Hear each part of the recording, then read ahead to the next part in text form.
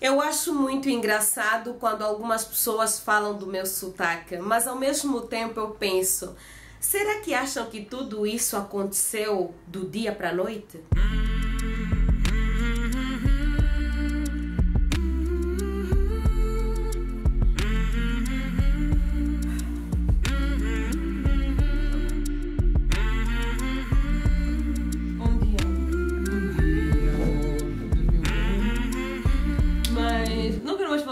Eu quero falar como brasileira.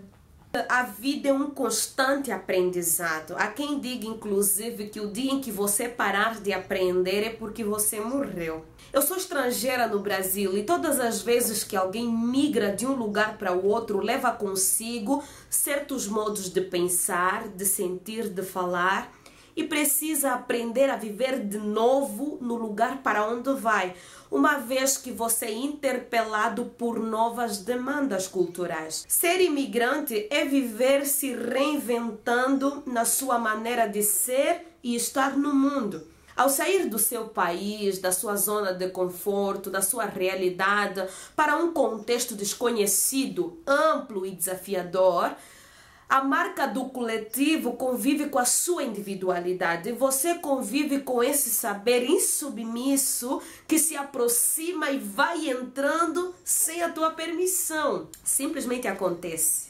Caraca!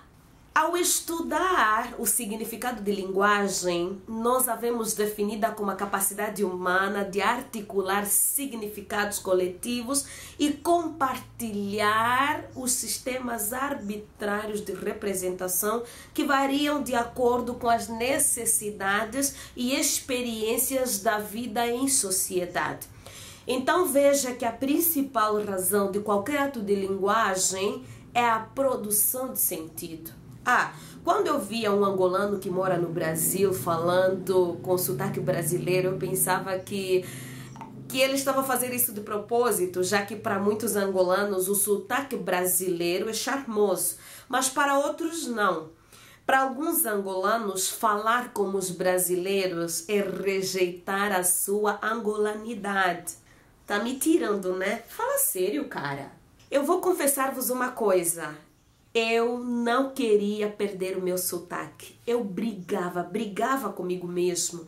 Eu lutava para controlar a entonação na hora de pronunciar as frases. Eu fazia de tudo. Mas admito também que era um pouco cansativo às vezes. Principalmente quando às vezes eu chegava na panificadora, por exemplo, que em Angola nós dizemos padaria, e pedia um pão francês. Por favor, moça, me dá 2 pães franceses. Hã? Me dá 2 pães franceses, por favor. O quê?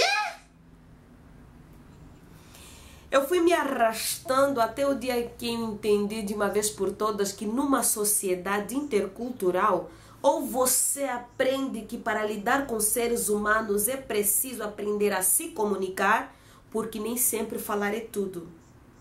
Eu somente entendi esse princípio e aceitei o fato de que muito mais do que falar com o meu sotaque original, é necessário que as pessoas com as quais eu me relacionava diariamente, era necessário que elas me compreendessem, que elas compreendessem o que eu estava dizendo. Eu estava com brasileiros o tempo todo, na rua, na faculdade, na igreja, na panificadora, no ônibus.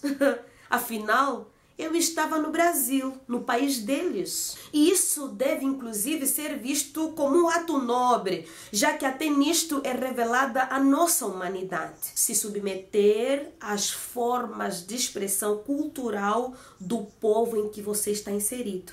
Um estrangeiro vive em processo de construção de identidade cultural, inventando sentidos para o cotidiano, sendo afetados diariamente pelas mais diferentes demandas simbólicas.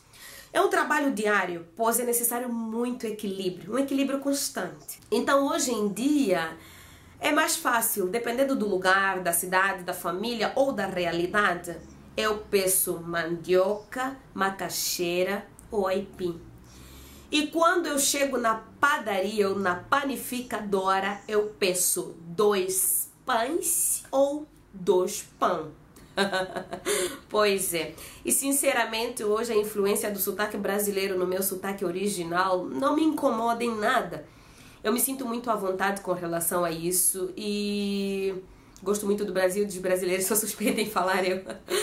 Mas a maior lição que eu aprendi nesse processo é que muitas vezes ser original e preservar a sua identidade, preservar a sua cultura, preservar os seus valores, preservar as suas crenças, vai muito mais além da forma como você fala. Porque às vezes você pode ter sotaque angolano, mas se comporta como brasileiro o tempo todo. Enfim. Inscreva-se no canal, ative o sino e receba os próximos vídeos. Até breve.